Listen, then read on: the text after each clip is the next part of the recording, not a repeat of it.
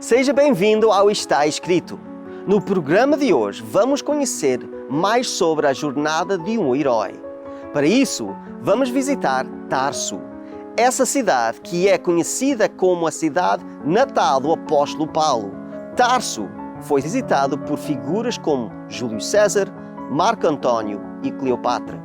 Escavações recentes descobriram mais restos da cidade dos templos gregos e romanos. Já aberto à visitação estão as ruínas da casa de Paulo e o suposto local do seu nascimento. Venha conosco nessa jornada. Começa agora o Está Escrito Canadá, com Rebeca e Douglas Pereira.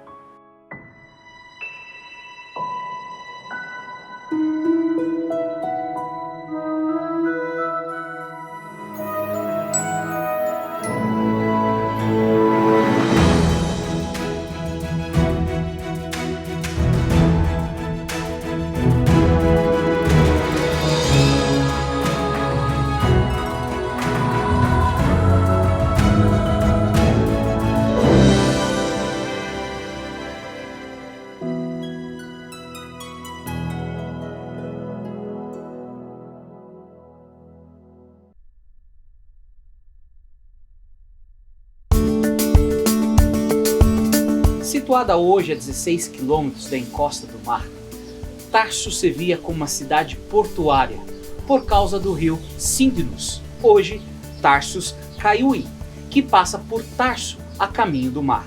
No meio de uma rotunda em Tarso, na estrada para Mersim, existe um portão romano chamado de Portão de Cleópatra. Ao norte do portão, no distrito de Camii Cedid, você encontra o que é conhecido como o Poço de Paulo. O poço, que se afirma ter mais de 30 metros de profundidade, é supostamente construído onde a casa de Paulo se encontrava. Embora não haja base histórica para tais reivindicações, o poço, aparentemente, é da época romana, já que cerca de 1 metro de profundidade encontra-se pavimentos romanos. Um pouco mais ao norte da cidade, no lado oposto da estrada para Mersim, encontra-se o Makam Kame. A lenda islâmica afirma que perto dessa mesquita está enterrado o corpo do profeta Daniel do Antigo Testamento, o principal personagem do livro de Daniel, que foi levado para a Babilônia como um dos exilados. O mausoléu bem aqui atrás de mim, do lado leste da mesquita, é supostamente o túmulo de Daniel. Não há dúvidas de que Tarso é mais conhecida como local de nascimento do apóstolo Paulo. Por mais de um século, alguns estudiosos alegaram que Paulo deveria ser entendido como o segundo fundador do cristianismo. O que eles querem dizer com isso é que o cristianismo é mais do que apenas a religião que Jesus pregava. É também a religião que se prega sobre Jesus. E mais do que qualquer outra pessoa, foi o apóstolo Paulo que mudou a ênfase do cristianismo, da proclamação de Jesus para a proclamação sobre Jesus. Pode-se, de fato, sugerir que sem Paulo, o cristianismo como conhecemos hoje nunca teria sido possível.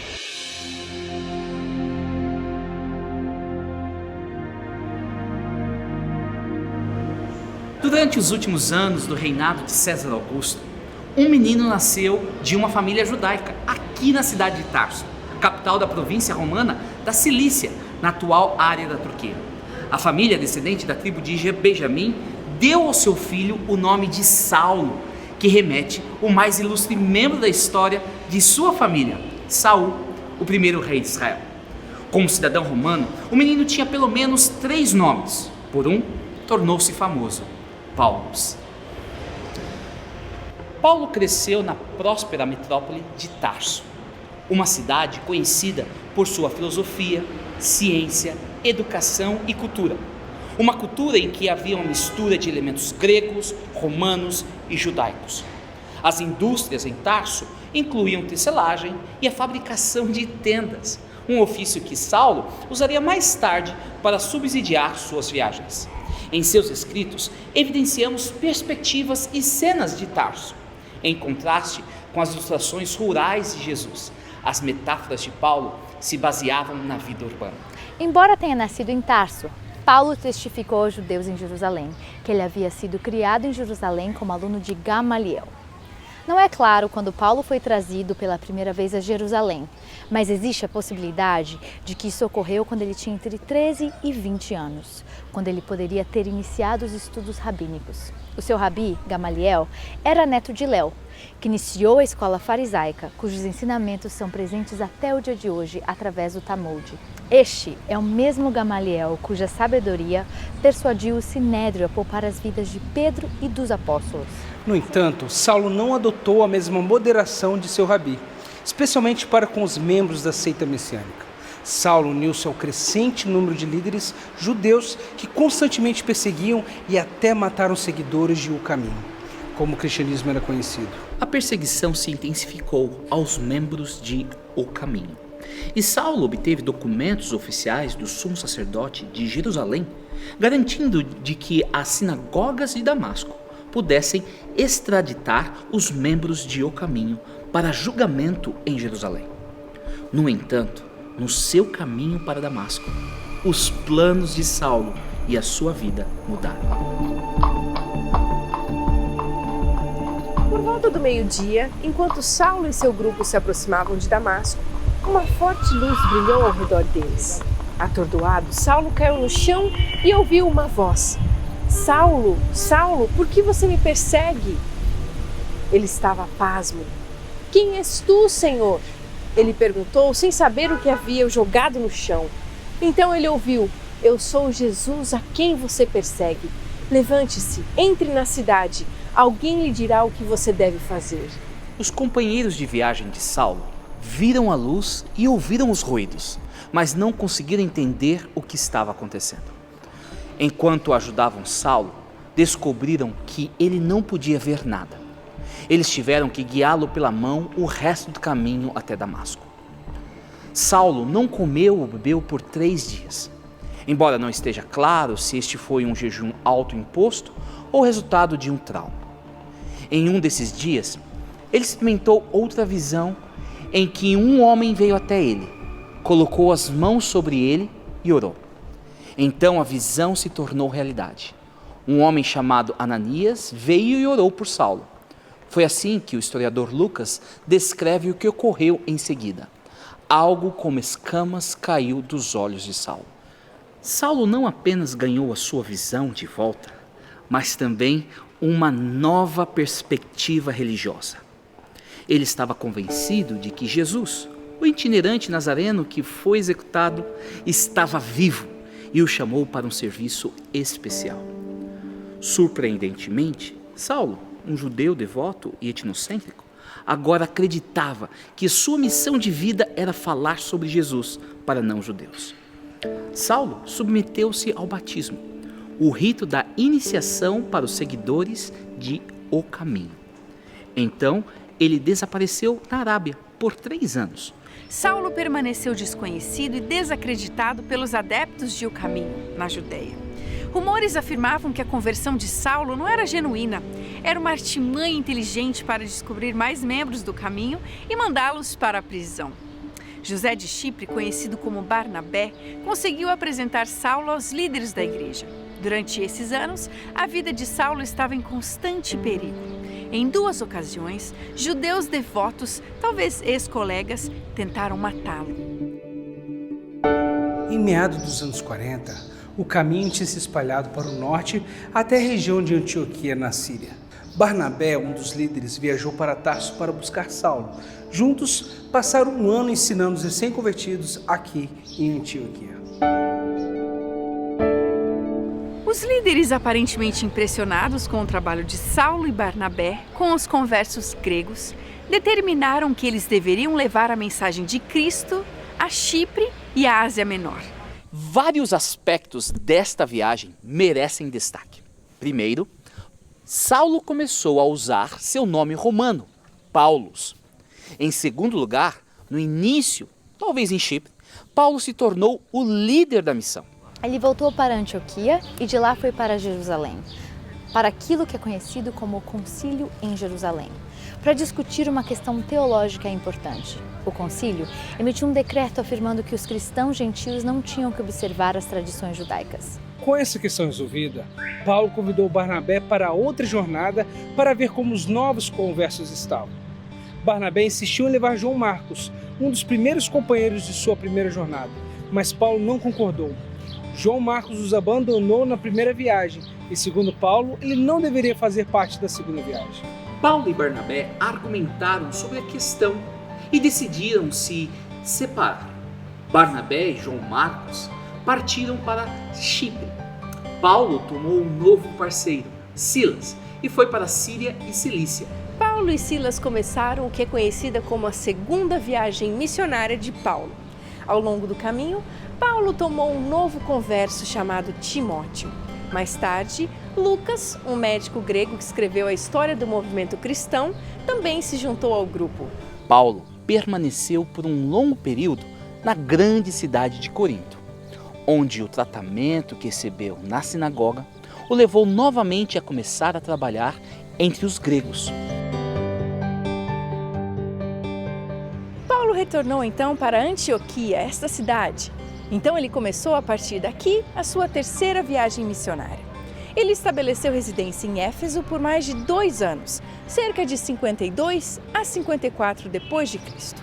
Então ele foi para Jerusalém e, em parte, ele queria entregar um fundo de alívio que ele havia coletado com as igrejas gentias para os cristãos de Jerusalém que enfrentavam dificuldades. Mas Paulo era realista e sabia que sua reputação entre os judeus na Judéia provavelmente o levaria a mais perseguições e talvez a prisão. Quando seus amigos tentaram dissuadi-lo, ele avançou. Ele disse que se sentiu guiado pelo Espírito de Deus a ir a Jerusalém para que ele pudesse terminar a corrida e completar o ministério que o Senhor Jesus me confiou, de testemunhar do Evangelho da graça de Deus. Paulo e seus companheiros chegaram em Jerusalém por volta do ano 57 d.C. Estando em Jerusalém, Paulo foi capturado, e os líderes judeus estavam prestes a matá-lo, quando as tropas romanas apareceram e prenderam Paulo, acorrentando-o.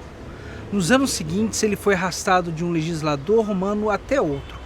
Mais tarde, a pedido dele, foi levado para Roma. Em Roma, Paulo ficou preso em prisão domiciliar e convidava judeus a irem até a sua casa. E lá, o que ele fazia? Estudava a Bíblia com eles. Não conhecemos o resultado final da audiência oficial de Paulo, que provavelmente ocorreu em 62 d.C. A tradição diz que ele foi martirizado por espada durante a perseguição de Nero. O pregador P.T. Forsyth disse uma vez: "Você deve viver com as pessoas para conhecer seus problemas e viver com Deus para resolvê-los."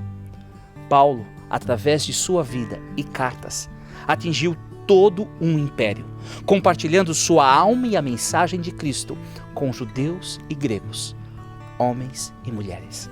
Tornei-me tudo para com todos, para de alguma forma salvar alguns. Paulo foi um instrumento poderoso nas mãos de Deus. A influência de Paulo sobre o cristianismo e, portanto, para a história mundial pode ser vista em pelo menos 5 áreas. Primeiramente, através da perseguição. Na verdade, a perseguição ajudou a espalhar a palavra de Deus em todo o Império Romano. Pouco depois que Saulo esteve envolvido no apedrejamento e na morte de Estevão, o diácono, naquela ocasião desencadeou-se grande perseguição contra a igreja em Jerusalém. Todos, exceto os apóstolos, foram dispersos pelas regiões da Judéia e de Samaria. Então, o que aconteceu com os cristãos que escaparam e foram espalhados? Os que haviam sido dispersos pregavam a palavra por onde quer que fossem. O movimento que os líderes religiosos judeus estavam tentando eliminar, perseguindo-os e até mesmo matando-os, fez com que a igreja fosse espalhada por todo o mundo. Assim, Paulo, antes da conversão, estava realmente ajudando o avanço do evangelho ao tentar destruí-lo.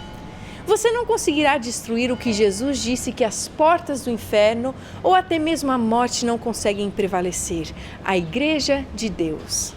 Segundo, conseguimos ver a influência de Paulo através de suas missões. Deus disse a Ananias que fosse buscar Saulo.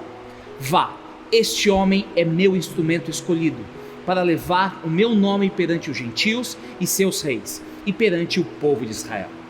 Esta foi a missão de Paulo. O mesmo apóstolo Paulo disse: sempre fiz questão de pregar o evangelho onde Cristo ainda não era conhecido. Assim sendo, hão de vê-lo aqueles que não tinham ouvido falar dele, e o entenderão aqueles que não o haviam escutado. Paulo entendia que ele não tinha outra escolha a não ser aquilo que havia sido designado a ele, pois me é imposta a necessidade de pregar. Ai de mim, se não pregar o evangelho. Assim foi com a igreja primitiva e os apóstolos. Eles tinham esse senso de missão, pois não podemos deixar de falar do que vimos e ouvimos. O apóstolo Paulo disse que Deus lhe ordenou: vá, eu o enviarei para longe aos gentios. Não havia um plano B para Paulo. A missão era a razão de sua existência. Terceiro, Paulo impactou através de suas cartas. As cartas de Paulo, posteriormente, foram canonizadas, se tornaram parte das Sagradas Escrituras, parte do Novo Testamento. O ponto principal é que toda a Escritura é inspirada por Deus e útil para o ensino, para a repreensão, para a correção e para a instrução na justiça. Quando Paulo falava sobre a palavra de Deus, muitas vezes ele citava as Escrituras do Antigo Testamento, porque era tudo o que tinham naquele momento. Dizer que a Bíblia é um produto do homem é como dizer que esse texto que você está escutando agora, esse script, é produto do meu teclado. Sim, eu tive que usar o teclado para digitá-lo, mas o teclado teve que ser movido pela minha mente, dizendo aos meus dedos o que escrever. E por isso que é tolo acreditar que esse script é um produto do meu teclado. Eu sou a inspiração por trás disso, não o meu próprio teclado. Quarto, podemos evidenciar a influência de Paulo no cristianismo através do poder do Espírito Santo. Deus usou Paulo para influenciar a cultura e depois o mundo. Mas as muitas cartas que ele escreveu no Novo Testamento, mais tarde chamadas de livros, foram todas escritas sob a inspiração do Espírito Santo. Paulo não poderia ter feito nada sem Cristo e seu Espírito. A menos que o Espírito de Deus mova o povo de Deus para compreender as Sagradas Escrituras, não haveria filhos de Deus. O apóstolo sabia que a palavra de Deus tinha poder, como ele escreveu: não me envergonho do evangelho, porque é o poder de Deus para a salvação de todo aquele que crê, primeiro do judeu, depois do grego.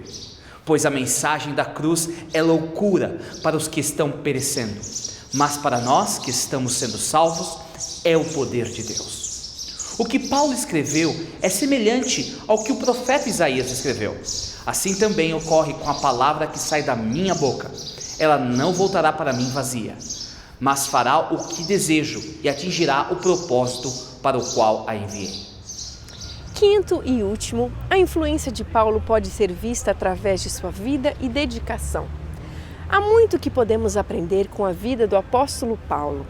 Longe de ser uma história medíocre, Paulo teve a oportunidade de fazer coisas extraordinárias para o reino de Deus. A história de Paulo é uma história de redenção em Jesus Cristo e um testemunho de que ninguém está fora do alcance da graça salvadora do Senhor. A notável história de Paulo repete-se todos os dias, quando pessoas feridas, pecadores, são transformadas pela graça salvadora de Deus em Jesus Cristo. Aprendemos com a vida de Paulo que qualquer um pode ser um testemunho poderoso para a glória de Jesus Cristo. Outra lição é que qualquer pessoa pode entregar-se e dedicar-se completamente a Deus.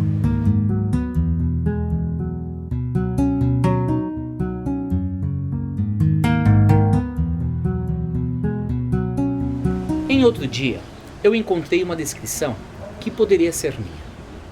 Eu não escrevi nenhum best-seller do New York Times.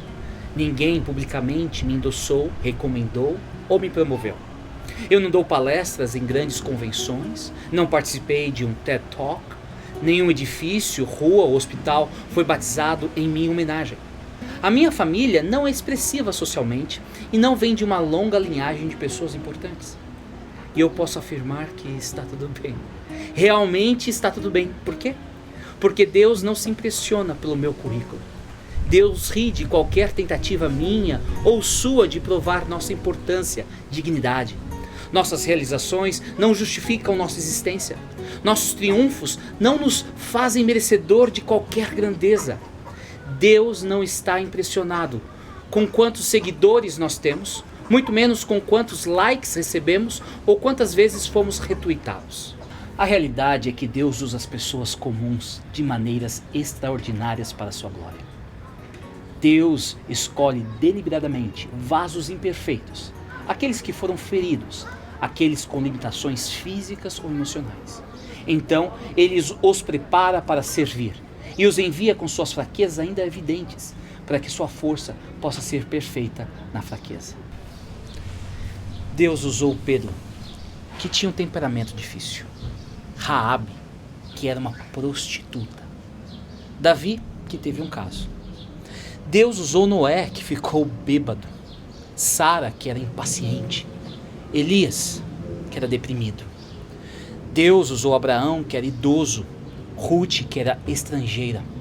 E Paulo, que era um assassino. Da mesma forma que Deus usou todos estes e muitos outros, Ele pode e quer usar você. Ele está convidando para ser os seus braços, os braços de Deus, as suas mãos, a sua boca, para que o mundo conheça que Deus é o Senhor. Deus não chama o qualificado, Ele qualifica aquele a quem chama. Qual será a sua resposta? Caso não compreendeu a missão que Cristo deu, o que Ele espera de você. Canto outra vez e repito a lição. Tome para si e não a paz e para alguém, antes que ela esteja dentro do seu coração, antes que ela se transforme em sal. Hoje você está no lugar de Jesus. O seu chamado é para ser o corpo dele aqui, para que quando alguém orar clamando ao Senhor, precisando de ajuda e amor, você esteja ali.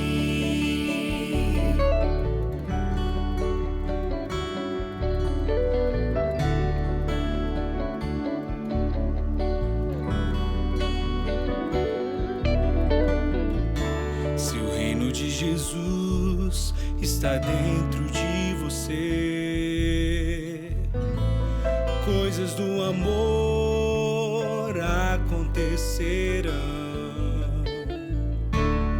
E você será um canal que passará muitas bênçãos pra tocar ao outro então. A missão é essa, ser a extensão de Deus, sendo um com Cristo e com seus irmãos. Hoje você está no lugar de Jesus. O seu chamado é para ser o corpo dele aqui, para que quando alguém orar clamando ao Senhor, precisando de ajuda e amor, você esteja ali.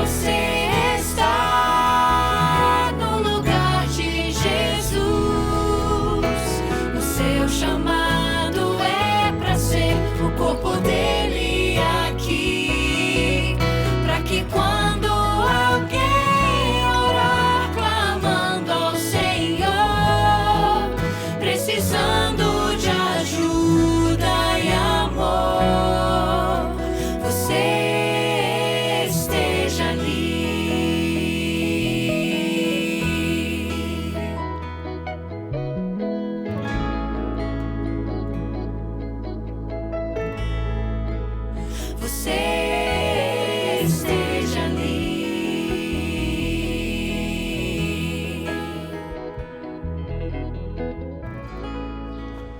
Vamos orar. Querido Pai, obrigado por nos amar. Obrigado por nos usar a despeito das nossas limitações, fraquezas e falhas. Obrigado por nos conceder uma segunda chance. Senhor, nós queremos ser a Tua voz. Nós queremos ser os Teus braços, a Tua boca, os Teus pés neste mundo de dor. Usa-nos para sermos mensageiros da esperança. Nos abençoe, ó Pai. É no nome de Cristo que nós oramos. Amém.